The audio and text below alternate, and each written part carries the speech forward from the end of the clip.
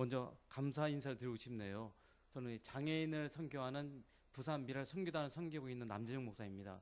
근데 또 귀한 우리 베델교회가 또 여러 가지 힘든 상황 속에서도 저희들을 향해서 또 선교비를 보내주셔가지고 저 너무나 큰 힘을 얻고 그래가지고 사역을 잘 감당하고 있습니다. 사실 지금 많은 교회 형편이 점점 어려워지기 때문에요. 보내는 선교비도 끊고 있는 상황인데 새롭게 하기가 정말 힘든 상황인데도요. 또 베델께서는 또 새롭게 저희들을 선정해 주시고 또 기도해 주시고 선교를 보내주셔가지고 저희는 너무나 큰 힘되고 덕분에 저희들은 현장에서 장애인 선교한 일을 잘 감당하고 있습니다. 다시 한번 여러분께 감사를 드리겠습니다. 잠깐 기도드리고 함께 말씀을 나누는 시간 갖도록 하겠습니다. 살아계신 하나님 감사와 찬양을 드립니다. 저희들을 하나님의 귀한 자녀 삼아 주시고 복된 주일날 저 옆에 나와 엎드리며 함께 영광 돌릴 수 있도록 도와주신 감사드립니다. 저희들이 선교부 헌신 예배로 주께 나아가오니 주님 홀로 영광 받아 주시고 저 앞에 진심으로 헌신을 다짐하는 귀한 시간 되게 도와주시며 부정한 종은 십자가에 뒤에 감춰주시고 오직 우리만 주님만 나타나는 귀한 시간 되게 도와주옵소서. 예수님의 이름으로 기도드립니다. 아멘. 저는 약 30, 벌써 2년째네요. 32년째 장애인 선교하는 일만 현재 하고 있습니다. 이상하게 총신대학 입학하면서 전혀 모르는 상태 속에서요. 학교 게시판에 수화를 가르쳐준다는 그 큰 포스터 붙어가지고 수화가 그때 뭔지도 모르는 상태에서 지금은 쉽게 우리가 수화를 접하고 있지요. 지금은 텔레비전 보면 뉴스할 때마다 여러 프로그램마다 캡처를 해가지고 수화를 계속 통역해주고 있는데 그때는 수화가 뭔지 전혀 모르는 상태에서 어쨌든 학교 다닐 때 신학을 할 때 배워두면은 주께서 쓰시겠지 하고서 수화를 배웠더니 그 다음부터는 다른 걸 다 막아버리고요. 다른 게 다 막아버리고 농아인교회를 계속 섬기다가 저희 교단에서는 제가 최초로 저희 이제 총신학생 같은 합동체 여기 같은 교단 최초로 농아인 부서를 설립했습니다. 서울 충영교회에다가요. 80년대 서울 충영교회에다 농아인 부서도 만들어 놓아서 섬겼었고 또 그 서울에 또 요즘 여러 가지 불협화음 좀 있지만 그 왕성교에서도 10여 년 동안 또 그때 협동사로 있으면서 장애인 부서 3개를 설립해서 섬기고 여러 가지 계속 사역하고 총신대학에서도 약 10년 동안에 또 이 수화와 또 사육적 관련된 과목을 또 강의를 했었고요. 그런데 이상하게 딴 데를 가지 못하게 막으면서 계속 장애인과 관련된 사역만 장애인 선교사님을 하게 만들어가지고 이곳에 붙어서 지금까지 못 도망가고 꽉 붙여서 지금 사역하고 있습니다. 자, 어쨌든 아마 제가 작년에 우리 목사님 유임식 때 와서 우리 성도 여러분들의 얼굴 보면서 제가 큰 은혜를 받았습니다. 앞에 서서 안내하고 섬기는 부분들, 찬양하고 예배를 참석하는 이런 부분들 보면서 정말 잘 준비되고 은혜가 넘치고 정말 너무나 귀한 교회라 하면서 우리 목사님이 정말로 좋은 교회 오셨구나 하면서 너무 감사하게 생각했고요. 또 반대로 여러분들에게도 좋은 목사님 오셔가지고 우리 모두에게 너무나 좋겠구나 하면서 유임식 참석하고 식사 잘하고 들어갔던 그런 기억이 있습니다. 그래서 평소에 아마 우리 목사님 통해서 이 말씀을 통해서 큰 은혜 받을 텐데 이 시간에는 우리 장애인의 관점에서 말씀을 보면서 또 선교부 헌신 예배이기 때문에 이 관점에서 함께 말씀을 보길 원합니다. 여러분 우리 하나님이 가장 소중히 여기고 가장 중요시하는 것이 바로 선교지예요. 전도입니다. 복음을 나누고 복음을 선포하고 복음을 외치는 것. 우리 주님께서도 이 땅에 오셔서 공생애를 시작하면서 가장 먼저 하셨던 말씀이 회개하라 천국이 갖고 왔다는 그 복음을 외치는 그 메시지입니다. 또 그의 사역을 계속하면서도 항상 병자를 고치든지 죽은 자를 살리든지 그 뒤에 멘트를 남길 때마다 했던 건 뭐냐면 복음입니다. 또 그 생의 마지막에서도 떠나시면서 무슨 말씀 주셨지요? 만민에게 온 땅에 다니면서 만민에게 복음을 전하라. 땅 끝까지 이르러 내 증인이 되라. 복음 선포입니다. 또 그를 이어서 그의 제자들 또 사도 바울도 열정적으로 그 복음을 가지고 수많은 사람들에게 외쳤던 그 모습을 보게 되어집니다. 선교부 헌신 예배를 드리면서 우리 임원 여러분들과 부원들 또 함께 예배드리는 우리 모든 베델교회 성도 여러분 마음속에 이 마음이 전도에 대한 복음에 대한 열정이 다시 한번 강하게 일어날 수 있게 바랍니다. 여러분 복음 전도의 시작은 저는 사랑의 실천이라고 말하고 싶습니다. 사랑의 실천. 오늘 본문의 말씀에 보면은 중풍병자가 나오고 있습니다. 그에게 복음이 들어가고 그가 새롭게 되는 사건이 오늘 본문의 사건입니다. 근데 그가 주님을 만나는 데 있어서 가장 시발점이 됐던 것이 무엇이냐면은 주위의 사람들의 사랑의 실천입니다. 예수님께서 가버나움이라는 그 지역에 들어왔을 그때에, 가버나움이라는 지역에 들어왔을 그때에 수많은 무리들이 그 예수님 만나기 위해서 찾아갔는데 중풍병자도 그의 마음속에 어떤 마음이 있었을까요? 똑같았을 겁니다. 나도 저 자리에 가야 되는데, 나도 예수님 앞에 가야 되고, 나도 예수님께 나아가서 그의 손을 잡아야 되고, 옷자락을 잡아야 되고, 예수님의 놀라운 능력으로 내가 치유를 받아야 된다는 그 마음 속에서 가고 싶은 마음이 엄청났습니다. 이 장인도요, 이 중풍병자도. 근데 그는 몸이 불편하다 보니까 움직이지 못하고 꼼짝 못하고 그냥 집 안에 갇혀 있었던 상황에 어떤 일이 벌어집니까? 사람들이 네 사람을 불러가지고 그를 들고서 들어가지고 예수님께 데려갑니다. 바로 사랑의 실천입니다. 이 사랑의 실천이 없었다면은 이 중풍병자가, 이 몸이 불편한 이 장애인이 예수님 만날 수 있는 기회를 갖지도 못했고 말씀도 듣지도 못하고 이거 어떤 치유의 역사도 아마 안 나타났을 겁니다. 그러나 그 사랑의 실천이 있었기 때문에 바로 놀라운 역사가 나타나는 그 모습을 우리가 봅니다. 여러분, 우리 주위에는 이런 사랑이 정말 필요한 사람들이 많이 있습니다. 다른 분도 많지만 저는 장애인 생활하다 보니까 장애인을 여러분들이 함께 나누기 원합니다. 지난 4월 4일 날 우리 바로 서동 이 옆에 정관, 아마 교회에서 정관에 뭐 1000몇 평의 땅이 있다는 그 말씀도 듣고 했습니다. 근데 정관에 4월 4일 날 자살 사건이 있었습니다. 아마 혹시나 여러분들 뉴스를 봤다서 제 말씀드리면은 그 기억이 돌아올 사람이 있을 텐데요. 아버지가 20살 난 아들을 죽이고 그 아버지가 자살했습니다. 근데 20살 난 그 아버지는 현직 경찰관이었습니다. 이 아버지는요. 근데 그 아들은 지적 장애인. 옛날 말하는 뭐 정바가 또 정신지체로 표현하고 있지요. 지금은 공식 명칭 지적 장애인입니다. 지적 장애인이었습니다.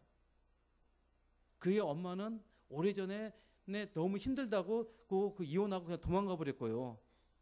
그 아버지가 그래도 오랫동안 그 참으면서 그 아이를, 장애를 가진 그 아이를 잘 키웠는데 더 이상 자기가 견딜 수 없다고, 더 이상 감당할 수 없다고 해가지고 자기 아들을 죽이고요.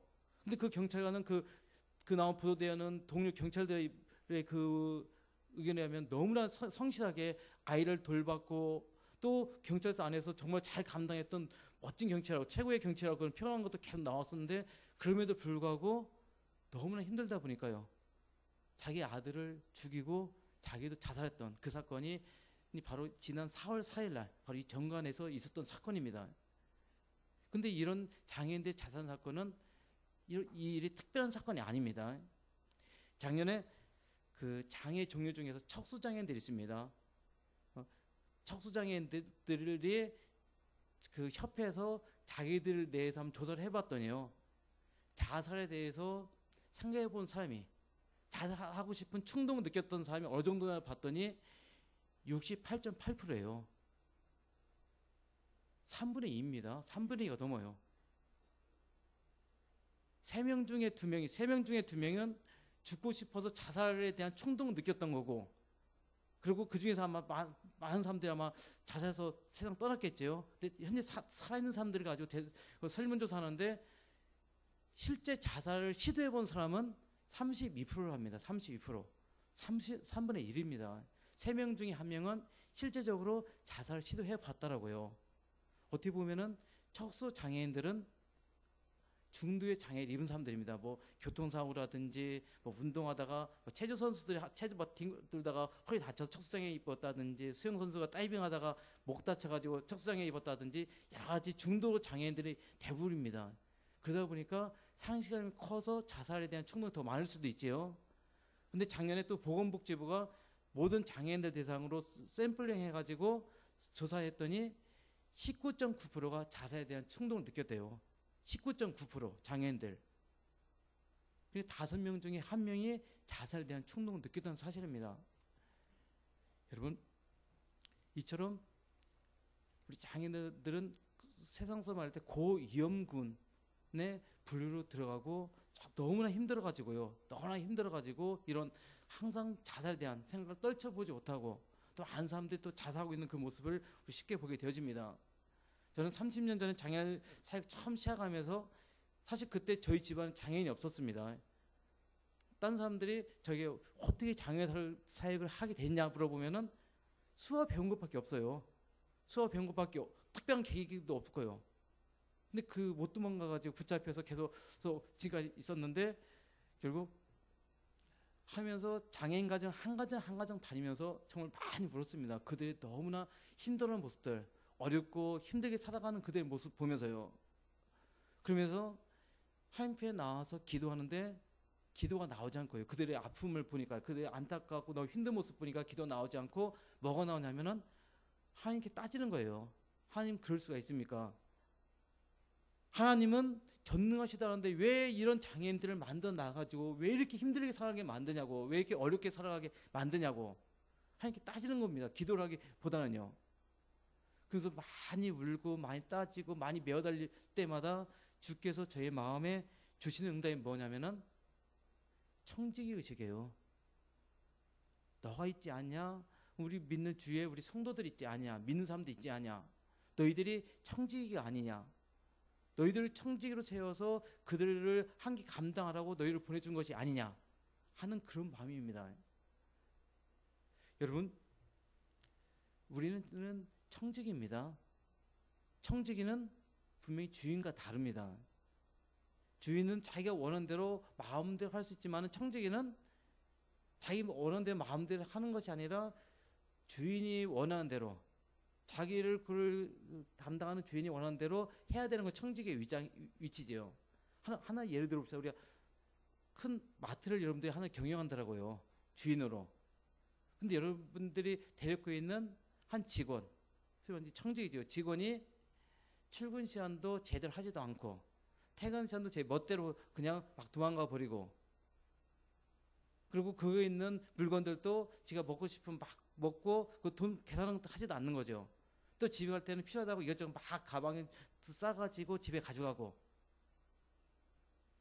나중에 보니까 이 계산이 안 맞는 거죠. 이렇게 결산해 보면요. 그런 모습을 계속 보고 또 보다 보면은 주인의 입장에서 그 직원을 어떻게 하겠습니까? 같이 가기 쉽지는 않겠죠. 한 번, 두 번, 세 번 막 경고하다가 그래도 전혀 고치지 않는다면은 그다음에는 내일부터 오지 말라고 할 수밖에 없는 것이 바로 현실이지요. 주 앞에서 우리들의 모습 보십시오. 우리가 가지고 있는 건강, 우리가 가지고 있는 재능, 우리가 가지고 있는 물질, 우리가 가지고 있는 이 모든 것들 다 누구 겁니까? 하나님 겁니다. 내 거가 아니고 하나님 겁니다.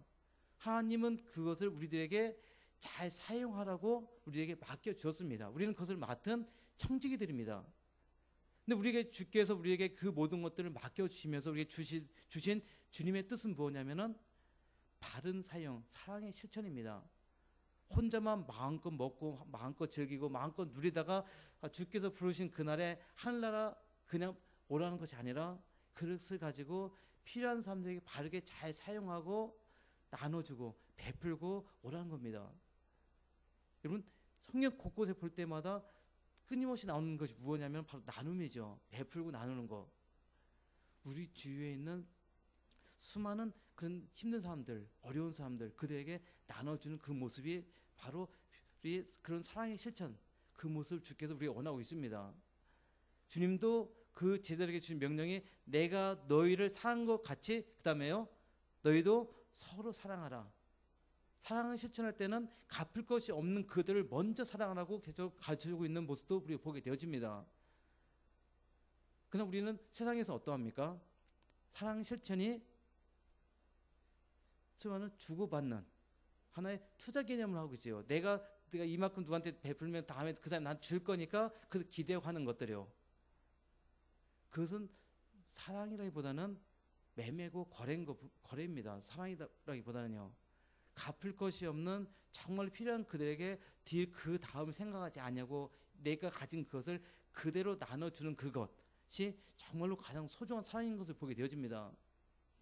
여러분, 우리나라의 복음의 씨앗이 바르게 심겨질 수 있었던 그 이유가 무엇입니까?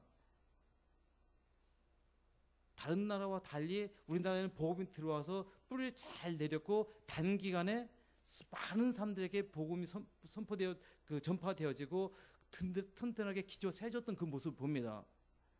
그 이유는 바로 사랑의 실천이 있었기 때문입니다. 선교사님들이 이 땅에 들어와서 그들 가장 낮은 자리, 가장 힘들어하는 사람들, 가장 어려운 사람들을 만나러 다니고 그들을 돌보고 그들에게 베풀고 그들을 섬겼습니다. 그 시대 가장 힘들었던 소위 말하는 한센인들, 지금의 문둥병자지요. 한센인들을 만나서 그들을 계속 치료해주게 되어지고 버려진 결핵 환자들을 만나서 그들을 치료해주면서 다 닦아주게 되어지고 버려진 장애인을 모아다가 시설 만들어서 그들 돌봐주고 그들을 교육시켜주고 버려진 고아들 또 그 시대에 무시되어지는 우리 여성분들을 위해서 교육도 시켜지고 노비들 돌보게 되어지는 모습들 우리는 선교사님들의 초기 그들의 사역을 통해서 우리는 잘 볼 수 있습니다. 요즘에 재조명되고 있는 서평 우리나라 말로 서평 선교사님이 있습니다. 요즘 저쪽 광주 중심으로 쭉 그 선교 활동했던 분이신데 이분이 돌아가실 때 보니까 남은 그 집에 남아 있는 거 봤더니요. 입고 있던 옷 한 벌. 그다음에 그 추운 겨울인데도 얇게 덮는 거 한 장밖에 없었던 겁니다. 그분은 다니다가 정말 헐벗고 있는 사람이 있으면 자기 옷을 막 추운데 다 벗어주고 먹다도 있으면 누가 굶주린 사람이 있으면 집안에 들어가서 가져다가 다 퍼다 나눠주고 말 타고 어디 선교 전도로 막 가다가도 누가 제대로 못 걷고 있는 사람이 있으면 그 말에다 그 사람을 태워서 잘 데려주고 그가 줘버리고요. 어쨌든 자기 가진 거 있으면은 다 그들 전적으로 정말 필요한 그들에게 다 나눠주면서 그가 세상을 떠날 때는 이 땅에서 전도하다가 세상 떠날 때는 남긴 거 아무것도 없이 가진 거 아무것도 없이 빈손으로 이 땅을 떠났던 그 모습을 새롭게 보내는 그 모습도 보면서 큰 눈물을 흘리면서 그 강력 속에서 그것을 보게 되어졌습니다. 여러분 우리 주위에 정말 사랑이 필요한 장애인들이 많이 있습니다. 지금 서동이 금정구지요. 금정구 내에 아마 전에 보니까 작년 3월부로 25만이 넘은 걸로 알고 있습니다. 근데 2014년 말에 그 금정구에 등록된 장애인을 파악해 봤더니요.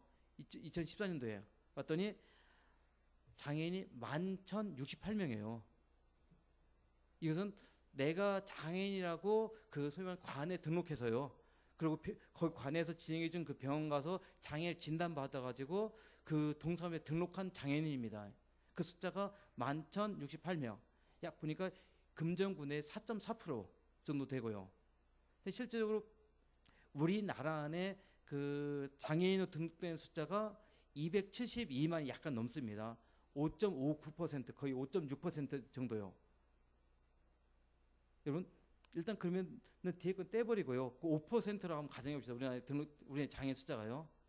그럼 4인 가족으로 보면은 20%가 장애인이 있는 가정이죠. 20%가요. 그러면은 5가구 중에 한 가구가 장애인이 있습니다. 장애인이 뭐 특별히 희소해 가지고 어디 한쪽에만 있는 것이 아니라 우리가 살고 있는 내 옆집에 장애인이 있다는 겁니다. 아파트면은 우리 집 기준으로 위와 아래하면 총 6가구지요. 그 6가구 중에서는 한 가구 이상이 장애인이 있다는 거고요. 한 가구 이상이요. 장애인이 특별한 존재가 아니라 우리 주위에 우리 옆에 살아가는 그 장애인들입니다. 근데 그런 장애인들이 얼마나 정부에서 주는 복지 혜택을 누리고 있는 장애인은 크게 드뭅니다. 그래서 한번 제가 또 오면서 금정구를 쭉 조사해 봤더니 금정구에 생활시설이 2개가 있고 생활시설이요. 거기에 이용한 장애인이 80명이고요. 그다음에 또 생활시설 가기 전에 중간 단계가 공동생활가정이라는 게 있는데 거기가 4군데가 있는데 거의 16명이 이용하고 있고 또 낮에 그 낮 동안만 장애인을 보호해주는 주간보호시설이 2군데가 있고 그래서 30명.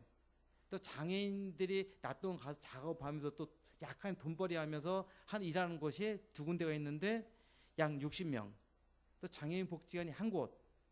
또 장애인 도움을 파견하는 사업하는 곳이 또 해서 잘해야 한 700~800명 정도만이 정부에서 주는 실질적인 혜택을 누리고 있다는 겁니다. 보니까 잘해야 700~800명. 그럼 아까 얘기했던 등록된 장애인 중에서 1168명 중에서 7, 800명이면은 10%도 안 되고요. 한 6, 7% 되겠죠. 7% 정도요. 나머지 장애인들은 도움 받고 싶은데 갈 곳이 없기 때문에 가지 못하고요. 또 그 중에서 뭐 장애가 경증이라 도움이 없이 살아가는 장애인들이 약 한 10%, 15% 된다고 하면은 거의 80% 정도는 도움이 필요한데 도와줄 곳이 없어가지고 도움 받지 못하고 집안에만 갇혀서 정말 그 자살한 그 경관의 그 집안처럼요. 가족들이 너무나 힘들게 그 버티면서 하루하루 지내는 것이 그 장애인들의 가정의 현실입니다. 여러분, 이제는 그들에 대한 우리들의 관심과 사랑이 필요할 때입니다. 주께서 우리들에게 건강을 주신 것, 주께서 우리들에게 함께 먼저 주님을 만나게 해주신 것은 내가 받은 바 그 사랑을 그들에게 함께 나눠주라고 우리를 불러주신 것을 우리가 잘 알고 있습니다. 여러분, 그러면은 우리가 사랑 실천하는 데 있어서 가장 좋은 것은 무엇이면 가장 좋은 것이요? 이 가버나움에 있는 이 사람들이 이 중풍병자를 들것에 들고 예수님께 데려올 때요, 그대 마음속에 어떤 마음이 있었을까요? 우리는 쉽게 추정해 볼 수 있습니다. 예수님께서 능력의 손으로 그에게 안수해가지고 그의 불편한 몸이 깨끗이 치료받고 건강한 모습으로 잘 일어나서 나오기를 원하는 마음으로 아마 이 사람들이 데리고 왔을 겁니다. 우리는 장애인을 보면은 너무 안타깝고 불쌍하니까 돕고 싶은 마음이 많습니다. 전에 제가 저 위에 있을 때 이제 아까 말씀드렸던 왕성교회에서 그 장애인 사역 하고 있을 때 주일날 저희들이 이제 항상 장애인들 있고 사부 예배를 드렸습니다. 거기서 사부 예배가 오후 1시에 예배고요. 끝나면은 1층에 노비에 내려와서 우리 휠체어 장애인들과 앉아서 대화도 나누고 자판기에서 커피를 뽑아가지고 함께 마시면서 쭉 교제를 하고 있었는데, 그 사람들은 휠체어에 앉아 있고 전 서 있다 보니까 딱 거기에 드는 것이 불편하니까요. 그다음부터는 옆에 비치되어 있는 휠체어도 저도 앉아가지고 같이 펴서 같이 앉아서 눈 받쳐서 같이 교제도 하고 했습니다. 그러다 보면은 그 교회 이제 나이 드신 우리 권사님들 지나가다가 옆에서 흐적거리는 소리 잘 많이 듣게 되어지고요. 많이 힘들지 힘내라면서요. 어떤 사람들은 그러다 가다가 지갑을 꺼내가지고 앉아있는 장애인들한테 1,000원씩 막 나눠주는데, 저도 휠체어에 앉아있으니까 장애인으로 생각하고 저한테도 1,000원 줘가지고 저도 받았던 적도 있고요. 그렇게요. 왜냐하면 불편한 그대의 몸 보니까 너무 안타까운 거예요. 마음이 가슴이 좀 쓰리고요. 그래서 뭔가 도와주고 싶고 뭔가 나눠주고 싶은 마음이 굴뚝 같은 거고요. 그런 부분들이요. 근데 문제는 거기서 더 이상 나가지 않는다는 겁니다. 문제는요. 내가 갖고 있던 빵을 나눠주고 내가 갖고 있던 돈을 나눠주는 것으로 주로 그들에게 사랑이 실천하는 것이 다인 것처럼 생각하는 것이 우리들의 모습입니다. 근데 우리 주님은 이 중풍병자를 처음 만났을 그때에 그에게 뭐라고 말씀하셨습니까? 5절 말씀 보십시오. 우리 함께 했던 5절 말씀 다시 한번 같이 읽어보겠습니다. 시작. 예수께서 그들의 믿음을 보시고 중풍병자에게 이르시되 작은 자야 내 죄사함을 받았느니라 하시니라. 아멘. 뭐라고요? 야, 힘들었지, 어렵게 살았지, 이제 아무 걱정하지 말라, 내가 다 치료해줄게, 그 말이 아닙니다. 사람들의 기대치인 그것이 아니라 뜻밖의 얘기를 하게 되어집니다. 예수님께서 말씀하십니다. 내 죄 사함을 받았느니라고요. 이 장애인도 중풍병자도 뭐가 필요합니까? 죄 사함이 필요합니다. 복음이 필요합니다. 그도 구원을 받아야 되는 겁니다. 그도 주 안에서 새롭게 변화되어지는 놀라운 역사가 나와야 되는 겁니다. 근데 우리들은 또 이 많은 사람들은 그것에 대해서는 아예 처음부터 생각지 않고요. 생각지 않고 뭐만 생각하죠? 불쌍하니까 도와줘야 되겠다.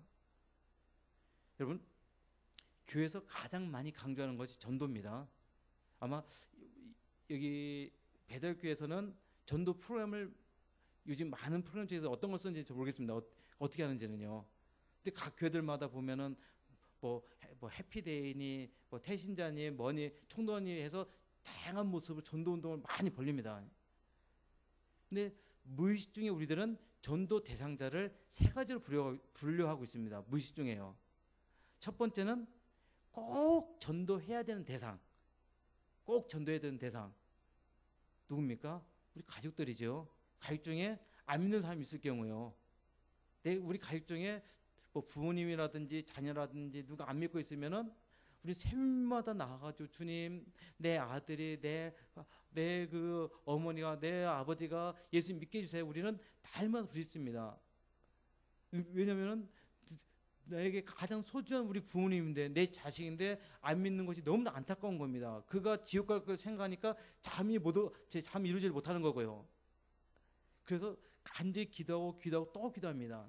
그 전도하기 위해서 바로 꼭 전도해야 되는 대상이 있고요.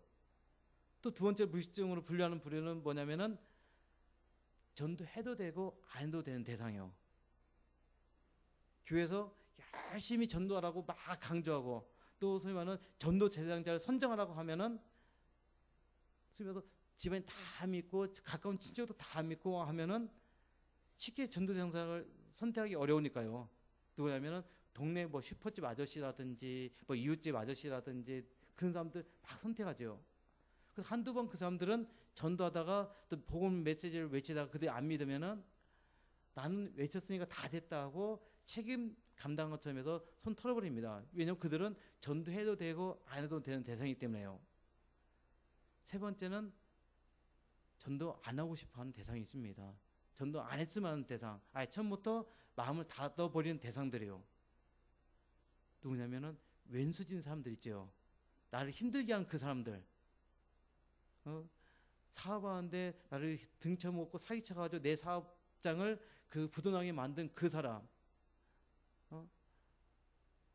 언젠가는 뺑소니 쳐서 내 자식을 그 뺑소니 쳐서 사고 내고 도망친 그 사람 등 뭔가 속에서 그 앙금 쌓인 그 사람에 대해서는 아예 처음부터 전도하고 싶은 생각이 안 드는 모습 봅니다. 여러분, 하나님은 요나에게 니느웨로 가서 복음을 외치라고 했는데 왜 요나는 니느웨를 가지 않냐고 다시도 도망갔습니까? 이 니느웨가 이스라엘 민족의 왼수의 나라예요. 이 이스라엘 나라를 계속 괴롭혔던 그 왼수의 나라. 왼수의 나라 가서 복음을 외쳤을 때 그들이 돌이킬 걸 생각해 보니까 별로 기분이 안 좋은 겁니다. 왼수들은 하나님 안 믿고 그냥 지옥 가기를 원했던 거고요. 그게 우리들의 현실이죠. 근데 여러분, 장애인들이 세 번째 부류에 들어간 것을 많이 봅니다. 장애인들이요. 장애인들 아예 처음부터 전도할 대상에서 빼놓아 버리고 그냥 도움을 줘야 될 구제의 대상으로만 보고 있습니다. 여러분, 그러면 장애인들이 물질이 많아진다고요. 뭐 그 물질 환경이 좋아진다고 그들의 삶이 바뀌어집니까? 그들의 마음속에 있었던 불평, 불만이 사라집니까? 아닙니다. 서울에 있는 어느 한 대학에서 사회복지과에서 장애인들에 대한 만족도를 10년 전과 현재 만족도를 조사해서 보고한 그 논문을 보게 되어졌는데 물리적 환경은 말로 표현할 수 없을 정도로 훨씬 더 좋아졌다 표현하고 있는데 그의 마음속에 있는 불만, 불평 그런 만족도는 바닥으로 더 떨어졌더라고요. 더 원망과 그 불평 속에서 하루하루 살아가고 있는 그들 장애인들 모습 더 많이 가졌는데 더 많이 누리고 있는데 더 많이 먹고 있는데 근데 이 장애인들의 삶의 모습은 더 불평으로 차 있는 그 모습을 그 논문을 통해 다시 한번 보게 되어졌습니다. 장애인도 영적인 존재입니다. 장애인도 죄인입니다. 장애인도 주님을 만나야 되는 대상들입니다. 그가 주님을 만나지 아니한 상태에서 아무리 많은 것을 가진다 하면은 그 삶이 바뀌냐면 바뀌지 않는다는 겁니다. 여러분, 깨진 독에 물 부어 보십시오. 어떻게 됩니까? 계속 그냥 빠져나갑니다. 부어도 빠져나갑니다. 이게요. 그것을 메꿔야 되겠지요. 이 사역을 하다 보니까 저희 친구 목사님들이 가끔 저한테 문의하는 것 중에 뭐냐면은 그 장애인들 또 지역에 있는 독거노인들을 어떻게 도와줬으면 좋겠냐는 겁니다. 지역에 있는 장애인들, 독거노인들을.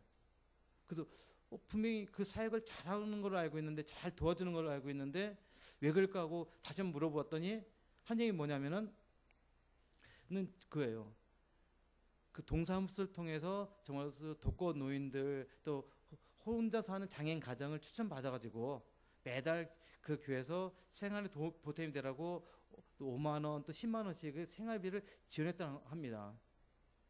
그랬더니 이 장애인이나 또 독거 노인들이 그것을 받는 그날 이 사람들 그 돈을 가지고 어디 가냐면은 슈퍼로 갑니다.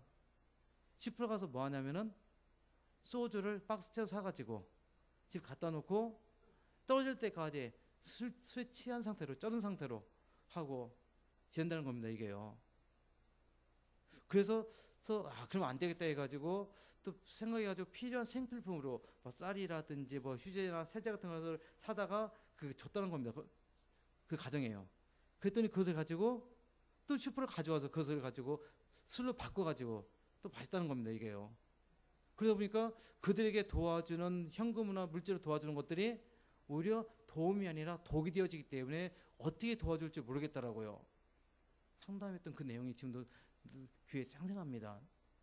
여러분,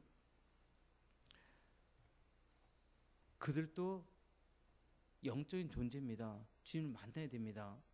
바로 그들도 복음을 들어야 됩니다. 우리 사람들에게 가장 좋은 선물이 뭐냐면은 가장 소중한 복음입니다. 이것은 돈으로 바꿀 수 없고 무엇과도 바꿀 수 없는 너무나 소중한 겁니다. 이건 우리가 돈으로 아무리 많은 돈을 주고도 살 수도 없는 너무나 소중한 것이 이 복음입니다. 바로 이 가장 소중한 이 복음이 장애인들 속에 들어갈 그때 그의 삶이 바뀌어지게 되어지고요. 부정적으로 보던 시야가 긍정적으로 바뀌어지게 되어지고 불평, 불만이 감사와 찬양으로 바뀌어지는 모습, 저는 주위에서 우리 주위 장애인들 통해서 수없이 보아왔습니다. 우리 잘 알고 있는 우리 송명희 시인, 우리 잘 알고 있죠. 그가 쓴 찬양 시를 통해서 우리는 찬양 드리면서 들을 때마다 큰 은혜를 받습니다. 나 가진 재물이었고 가진 지식이었고 가진 것이 아무것도 없지만은 그 다음에 프레임에서 뭐라고 표현하고 있죠? 하나님을 공평하신 하나님이라고요.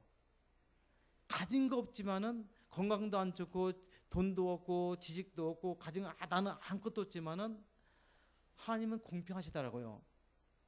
우리 보통 사람들은 모습과 완전히 다릅니다. 여러분, 전셋집 사는 사람은 집주인을 보면서 부러워하면서 기도할 때마다 하나님 왜 나는 이렇게 맨날 전셋집 살아가지고 2년마다 쫓겨다니면서 이사를 해야 됩니까? 그 하나님께 불평하는 모습, 하나님 공평하지 않다 우리는 짜증내며 불평하고 있는데 그는 송명희 시인은 중증 장애인, 손발 자기 마음대로 움직일 수 없는 그 장애인인 그 송명희 시인은 하나님을 공평하다 표현했습니다. 왜냐하면 그 속에 복음이 그 안에 예수님이 계시기 때문입니다. 여러분, 가장 좋은 사랑의 실천은 바로 가장 소중한 이 복음을 나눠주는 그 곳에 있습니다.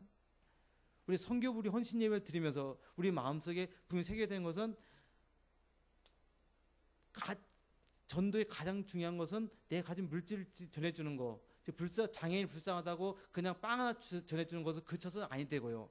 내가 만난 예수님, 내를 중심 잘 잡고 있는 그 놀라운 그 복음, 나를 지금 인도해 주신 그 예수님을 그 장애인도 만날 수 있도록 그에게 전해주고 나눠주는 그 모습이 바로 우리들에게 있어야 된다는 사실입니다.